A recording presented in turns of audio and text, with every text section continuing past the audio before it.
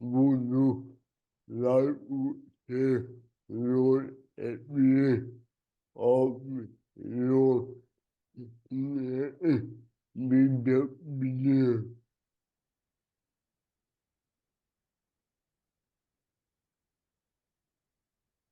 Yeah, thank you very much. That was a very precious time. We discovered so many things in the prison. There was a serial killer, and he recited his poetry. He wrote in his blood. He would take blood from his veins and he would write poetry in his blood. And he wrote such beautiful songs that the prison authorities decided to turn them into a cassette.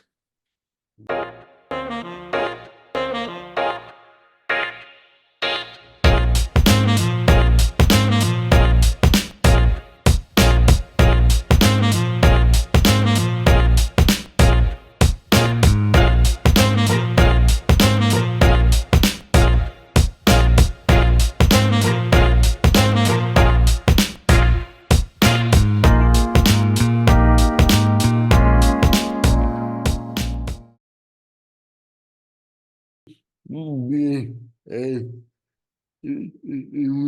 for blue in that you would be made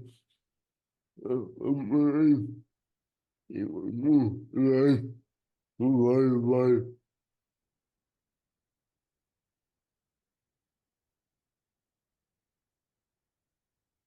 That's a very interesting question. Uh, see, we are all inspired by Baha'i writings. And from childhood, I mean, I became Baha'i very young. I was 19 when I became Baha'i, way back in 1974.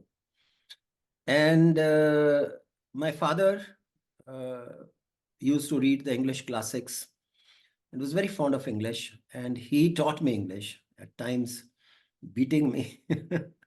But those are lovely, lovely times. And so he taught me a kind of good English. I couldn't say chaste. I would say his focus was grammar and translation. And that was the method through which I learned English. And in the Baha'i writings, then I read about universal auxiliary language.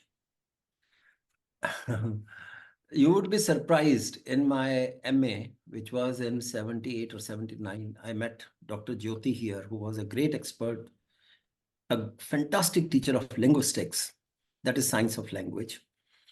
And I told him, I said, let's have a little seminar on universal auxiliary language.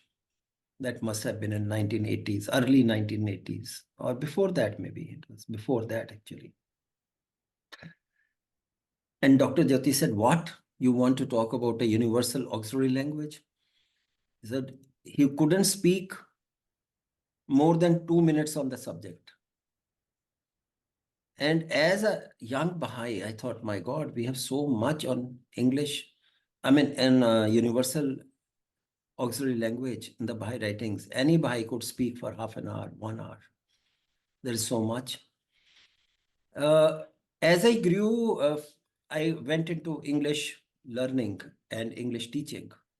So when I went to Hyderabad on a scholarship from the government of Sikkim, where I was a pioneer, in that institute, Central Institute of English and Foreign Languages, now it is known as English and Foreign Languages University, I came to know more about language teaching, how to teach a language. And this obvious question was there, what about mother tongue? The mother tongue was Telugu in Andhra Pradesh at that time. And then what about English? So it came, it was very clear that we cannot teach English well at the primary level or even at the middle level in our country, because social science teachers teach English. They don't have good language skills themselves. So I have been training teachers at Regional Institute of English here. I've been a resource person of the Chandigarh administration for training teachers and principals. Many a time teachers told me, sir, we don't have good English. We cannot even speak in English. So you first teach us speaking skills, and then we can teach our students better. So now the point, and this question was raised in Russia also in one of the visits on the invitation of Moscow State University in Russia a few years ago. This question came up. Now, if should the English as an auxiliary language? Now, I want to, okay, let me first deal with this question. The question was whether they should start teaching English in Russia from class 1. You know, not very many people in Russia speak English. It is difficult, in fact, for a visitor because mostly everything is in Russian. And from my experiences in India, and we had tech conferences, the largest teacher educator conferences held in Hyderabad, organized by the British Council and the American Embassy in India. And they would invite experts from all over the world on different topics. So I made presentations in all these conferences in a humble way. They published some of my abstracts and photographs and all that. And I was saying to them that we do not have resources to teach English from class 1. So what if we start teaching it from class 3 or from class 5? And the research indicates if you teach English from class 1 or class 3 or class 5, and you teach it well, the proficiency level of the students in class 10 would be similar, if not same, very similar. Now, what are the advantages of using mother tongue to teach in lower classes? There are many, like their children do not lose their creativity. They would be able to speak more freely in the classes. They would not hesitate. They would not feel ashamed because they don't speak good English, and so on and so forth. They would learn their subjects much better. Now, there are about 7,000 languages in the world, and there are 100 scripts in the world. Many languages have fewer speakers. For example, many African languages, and the languages that have less than 100,000 speakers are in danger. They may die.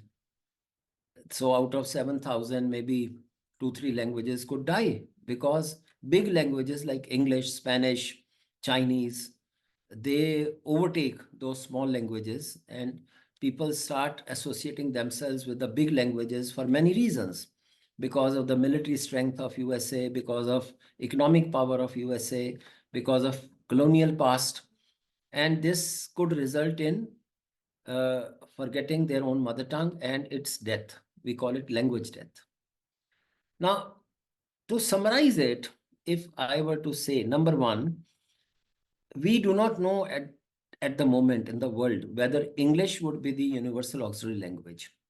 From the data that we have, we know that it is the largest. It is the first most global language in the world, not Chinese. Chinese have larger number of speakers than English, but English is spread to all parts of the world. So according to some data, 1/4 or 1/3 of the world uses English. People in that is if the world is now 7.4 billion, about 1.8 billion people use English. I'm not saying they speak good English, but they use English in some ways to communicate. So in the book Century of Light, which was published by the Universal House of Justice, they have said that English seems to be a global language at the moment. But linguistically speaking, if we read the researchers and the great authorities like David Crystal, who has made Encyclopedia of Language and also compiled Encyclopedia of English Language. Now he says that we do not know because there are languages like Arabic and Spanish and many other languages which are competing with English. And there are so many problems, cultural problems, nationalistic tendencies in the use of language. So whether English would become the global language, we do not know. But for next 40, 50 years, it is sure English would be used in a very big way. So it would be advantageous to learn English well. And if we go to the Baha'i writings, Abdul Baha says that any language, it may be man-made like Esperanto or other languages that are man-made, or a living language like English, whichever language becomes a global language, it would change beyond recognition. And we see on the Facebook, Twitter, and emails, WhatsApp, we see that English spellings are changing. We have abbreviations. We have U, the letter U representing YOU, and so many such things are happening. So any language that becomes a world language, it would be neutral. I call it acultural. It would have assimilation of all cultures in that language. And it is important to have world language because wherever we would go, we would feel at home. The whole earth would be our home because when we can communicate with people, we can understand each other. People won't, there would be this concept of foreignness will reduce a lot. And there would be this cohesion and unity occurring if whole world learns one auxiliary language. So it is a big thing. Ultimately, I think world leaders will have to call a big conference, including linguists maybe. And they should then think about which language should be the global language. And if it needs to be changed in its spellings, in its grammar, in its pronunciation, it would happen. And then it would become acceptable to whole world. It's difficult to imagine when this would happen, but it is clear that movement towards a global auxiliary language, universal auxiliary language is very strong. And yes, governments of the world are deliberating. India recently issued new education policy, which would be implemented soon. And in that, they have given more importance to mother tongues at the primary level. And then, of course, English and other languages would also be included, taught in a big way, in a nice way, at a higher level. So thank you.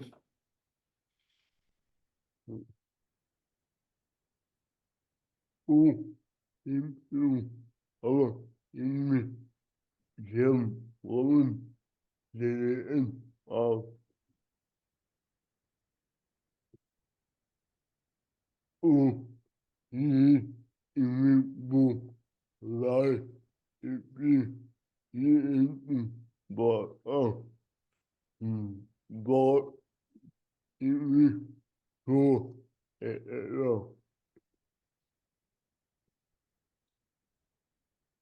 do you have any really children who improve our English?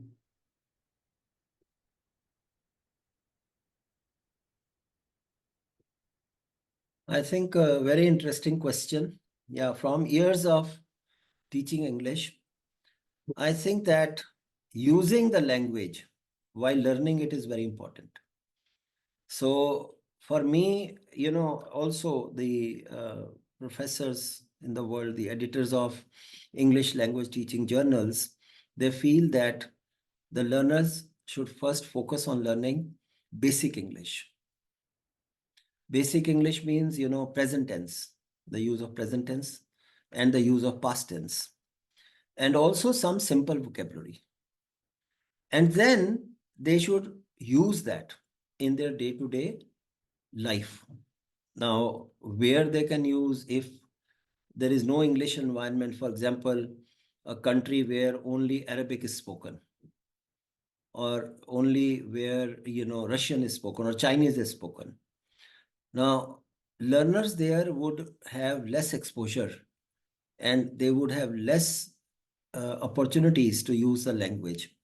So yes, all the things that you have mentioned, like listening to podcasts, learning new vocabulary there, but using that vocabulary in their speaking, in their writing, that is very important.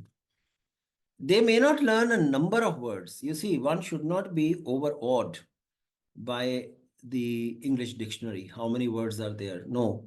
Even if you learn 800 core words of English, you can use, you can write, you can read, you can speak. And then, so we have talked about the basic sentence structures, which means grammar, that is present tense and past tense. And also then vocabulary, words are important in speaking.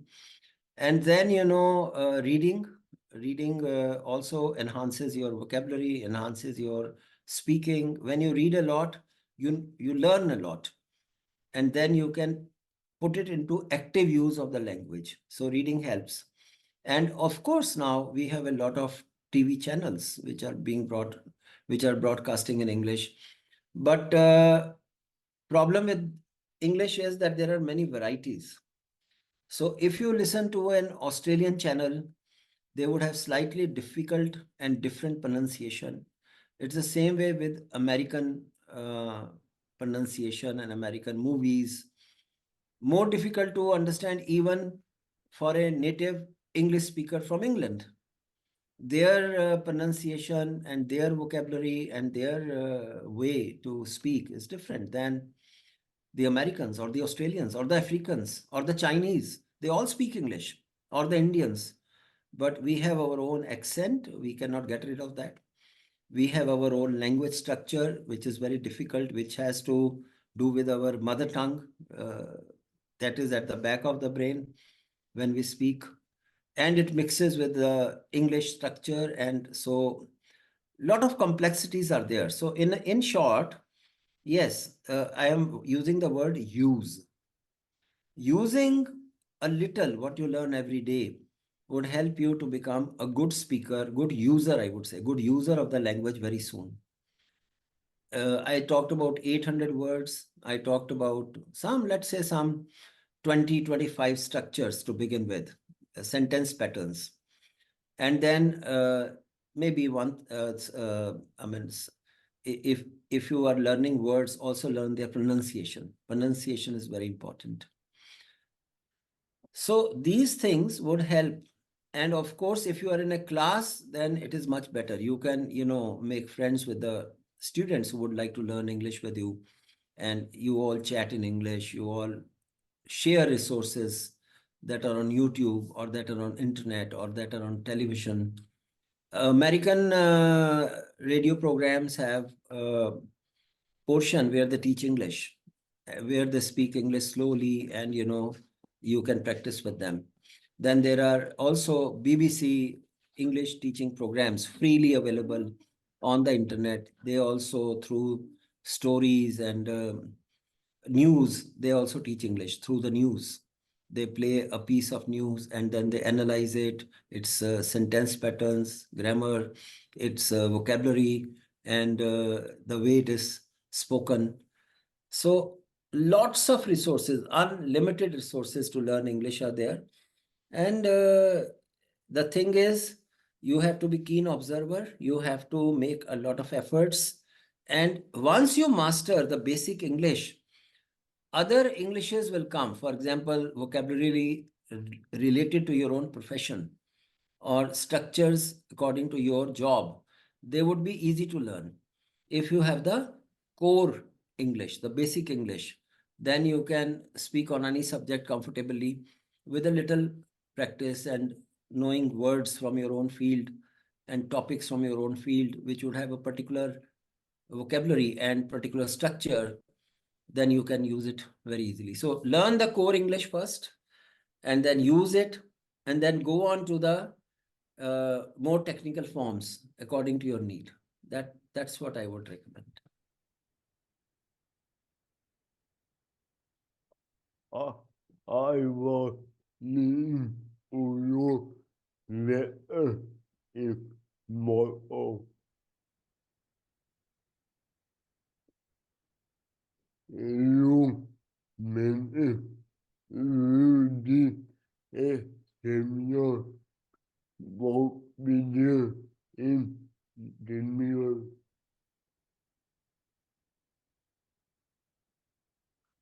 Voodoo, like say, Lord, at the end of your be.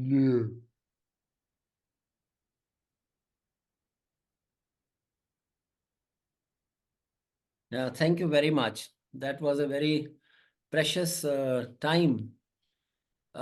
It so happened that many teachers of Punjab and Chandigarh, they were protesting and they were giving court arrests for their cause.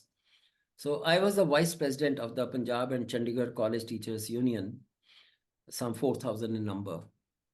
And every week, some 20 teachers would offer themselves to be arrested to highlight their cause. And I used to go to the prison, which is a model jail in Chandigarh. And I would request the warden to look after our colleagues because they are not criminals. They've just voluntarily courted arrest. So basic facilities should be given to them like newspaper, proper food and proper stay during the time they were in prison for a few days, then they would be left out. So the warden said to me, sir, you are doing so much work in society. He said, there were juveniles in prison, children and youth, let's say from the age of 15 to 20, 21, 22, who would be arrested for petty crimes. They would be arrested for theft or something, and sometimes without any reason they would be because the police, wouldn't be able to find the real culprit, and they would be asked to come in for interrogation. So they would bring them in the prison and keep them for a few days, asking them questions and then release them. So the warden said to me that if these children are taught English, basic English, as I said, then they can, after they are free in a few days or a few months, they could go out and get a job because they know English. So English is the language of opportunity. It is the language of science and technology. It is the language of legal and banking systems. And if you know little bit of English, you can be a receptionist in a hotel. You can be assistant to somebody, manager or some. So there are opportunities if you know basic English. So that is how this project came up of teaching English to the prisoners, especially young ones in Budel jail. So I talked to my MA students and I asked them to help in this. So two of the students came up and they said they were both girls. And if you have to enter prison, you are thoroughly investigated. The police would go to your home. They would get all information from your birth till, and you see, one of the girls was in the village. And the police went to her home and she had told her parents. But it is kind of a shame in India if police comes to your house and especially to meet a girl. People don't understand. It was verification, but they were brave. They said, doesn't matter. So two of them, they said they would help in this. And yes, they did help. So it was about 3 months project, and 3 days a week we would go in the Budel jail, and there were there was IGNOU study center inside the jail. So there was a big hall, and there were chalks and board, paper and pens and all that. For they were given there only, and they could not be taken away by the prisoners. But those things were there to teach. So me and these two girls, we started teaching, and also there was a lot of interest because we did a lot of activities with them. Also, our aim was to educate them about real purpose of life, as well as to become good human beings, so to say. So we did many things. Like in that talk I mentioned, I asked them to make butterflies which would represent them. And so the different colors they filled in the wings of the butterfly, and the shape of the butterfly, all that would indicate what were their aspirations, what were they like now, what would they like to become. So it was very sensitive, very sensitive, but with a lot of prayers and a lot of thought. And we made a bit of curriculum, like I was saying, teaching present tense first, then past tense, some vocabulary. So yeah, we could, I think, to some extent empower them by teaching them English, not only language, but also changing their thoughts and understanding about life and helping them to settle down once they were out of the prison. Later on, a paper was written on that. And when it was put on the internet, I received a big email from somebody, I don't remember which country now.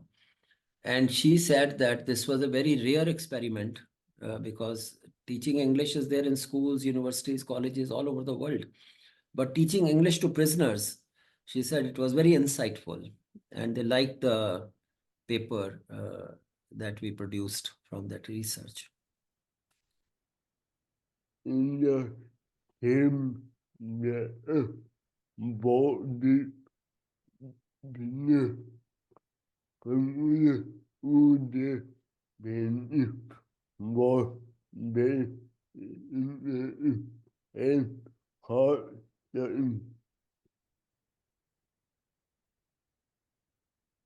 would like to someday be our work.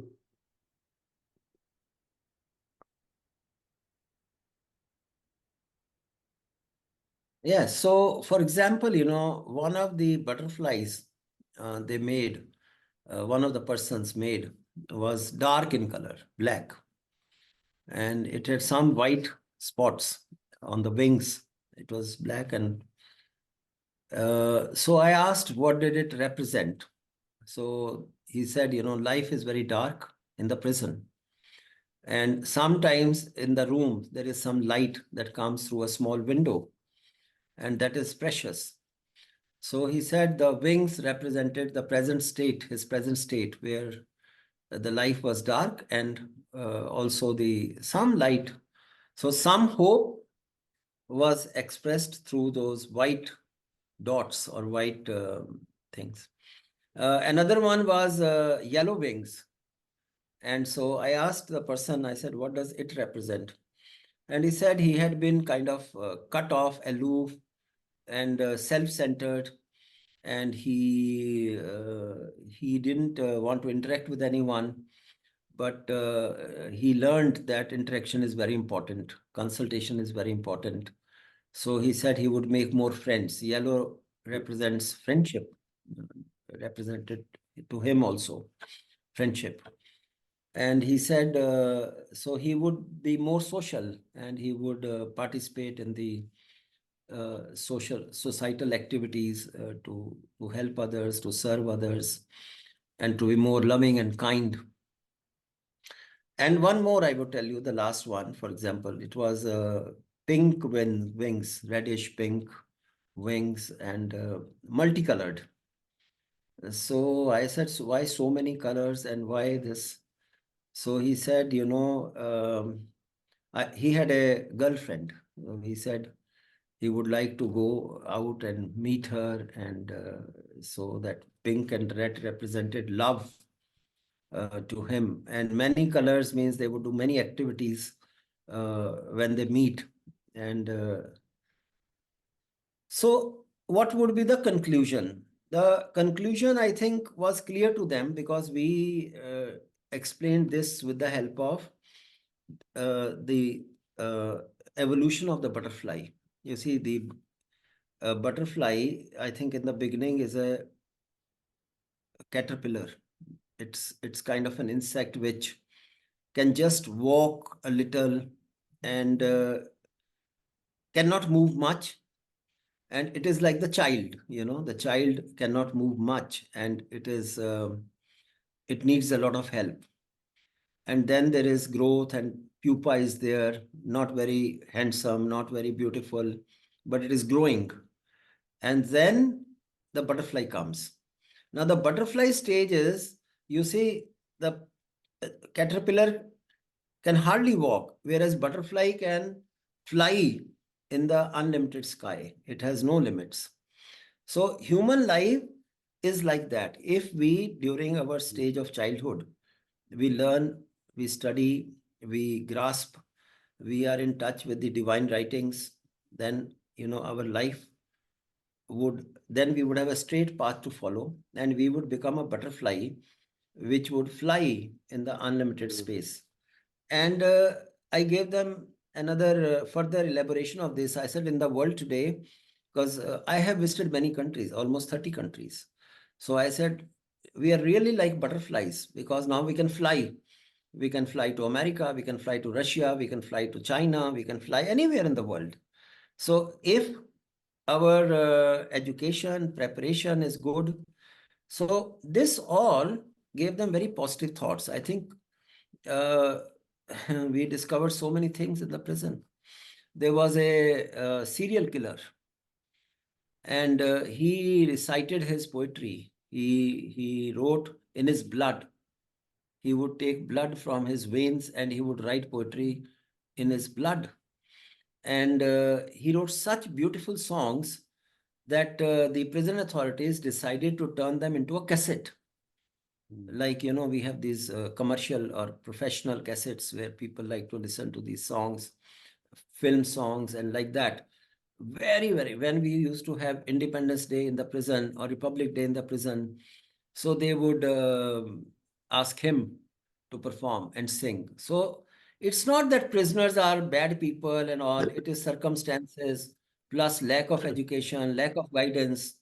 So especially these two girls, I told them, sir, be very careful, have a distance, because sometimes you get into wrong trap. These all were the constraints. But last thing I would conclude with this last episode that happened. It was the Diwali day. And everybody celebrates Diwali with their own people.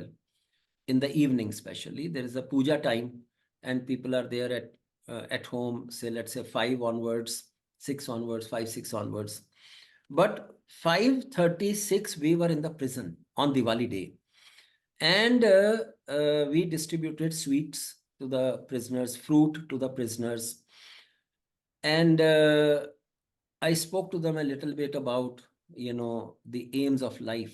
That is to know God and to worship Him, to carry forward an ever advancing civilization, and to inculcate virtues in our life. These 3, 4 things I talked to them about. So one of the young boys, he got up and he said, sir, I don't agree with you.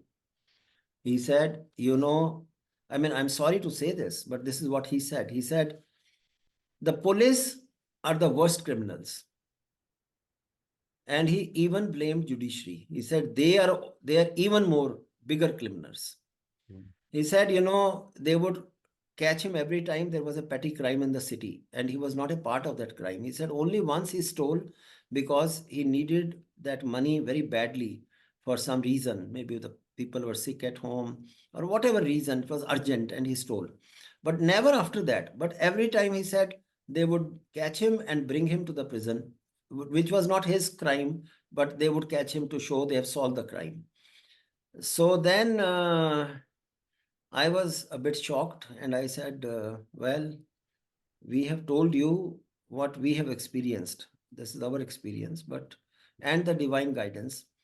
But you can think about what we said, contemplate, and you can ask more questions. And your way may not lead to success.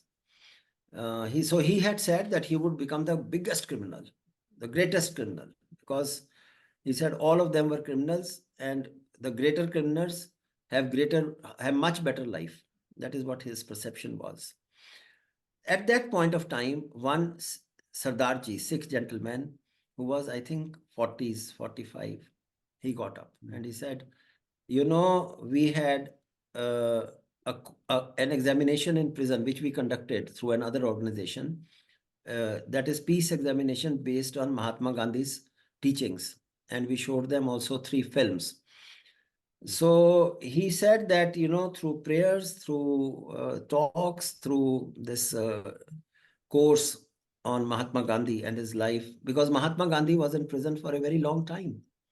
Most of his work was done in the prison. And that is what I used to tell the prisoners. I said, use this time creatively. Jawaharlal Nehru, Mahatma Gandhi, many others, Nelson Mandela, who were in prison, they used that time to write books, to understand life more, to understand the world. And so I said, treat it as an ashram, not as a prison. You have to do your duty as a prisoner, but you have time to study, to deliberate, to meditate. So this Sikh gentleman stood up and said that what I have understood, that whatever wrong he had done, he said he would change completely, become a good human being, a better person. He would look after his family, and he would have very amicable relations with everyone, society, and start some business or small thing for his sustenance. So he advised that young boy. He said, I have gone through this. He was 45 years old. He said, I have led this life, but I think I have decided for myself that I would change. I would become a different human being, much more positive, much more helping, much more contributing to the social welfare. And that was a big relief, because one of them uh, bringing up this and saying that, that the criminal way is not the right way. It is through peace and service to society, inner peace, and then serving others, teaching others. That is the way to live. Uh, so that was very satisfying, because everybody, it had a deep impact on all the prisoners, because here was one of their colleagues who stood up and he said he would change.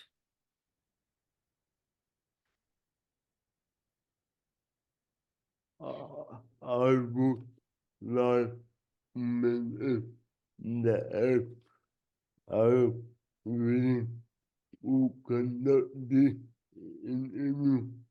in corner. I am a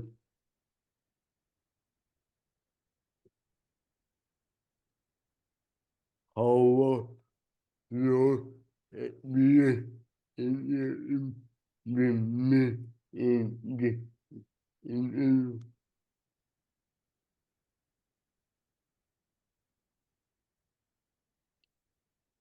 It was very wonderful.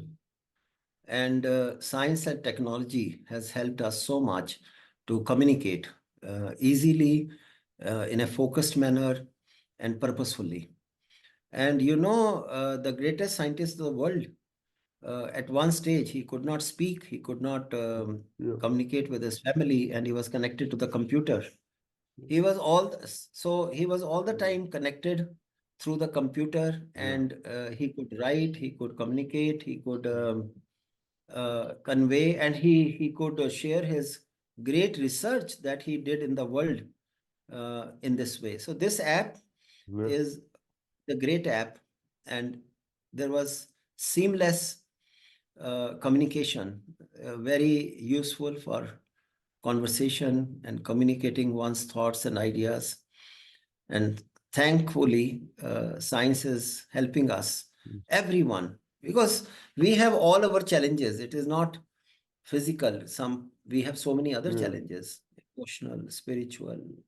So these obstacles are being overcome, and I really enjoyed talking to you through this app. yeah.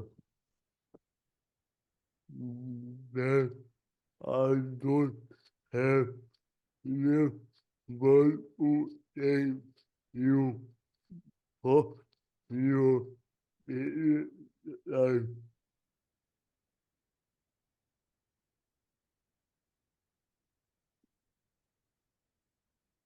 Well, the pleasure is mine.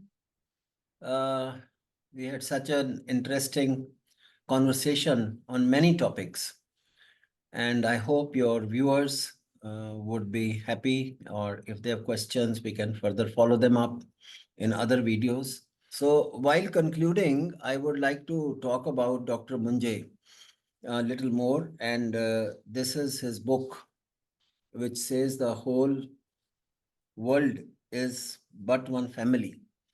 And after half a decade or more, now the Indian government has this slogan during G20, one earth, one family, and one future. Dr. Munje was so knowledgeable that there was a small king in a state of Uttar Pradesh, Malhausi, and the king's name was Mr. H.V. Singh. They call him Rajaji there. So he became curious. He wanted to know more about the Baha'i faith. And Dr. Munje went there and was in his house. Whole evening they talked about the faith on various topics. Because in this book, also, Dr. Munje has talked about the Vedas and the Gita and how these books tell us about God and our spiritual life and the destiny of humanity, and then a lot of quotes from the Baha'i faith. So Mr. H.V. Singh was questioning and Dr. Munje was answering. And this is the way they went to sleep. And it is said that after long hours of talk, maybe 5 hours, 6 hours, both were on the bed, the light was off, and Dr. Munje was talking. And when it became morning, Mr. H.V. Singh woke up. It seems he slept somewhere during Dr. Munje's discourse. And he found that Dr. Munje was still giving his discourse, explaining things and talking. So he could talk for many hours and with great depth on many topics from Indian scriptures and from the Baha'i faith. So it was a pleasure to know him. It's once again a pleasure to talk to you and your brother and this YouTube channel you have started. I'm sure it would be of great benefit to the people, and you can bring up various topics that people want to know about, and experts can talk about those topics. So thank you very much for inviting me, reviving my memory, happy memories of your family, as well as friends and their great service to the cause of God. Thank you very much. Bye for now.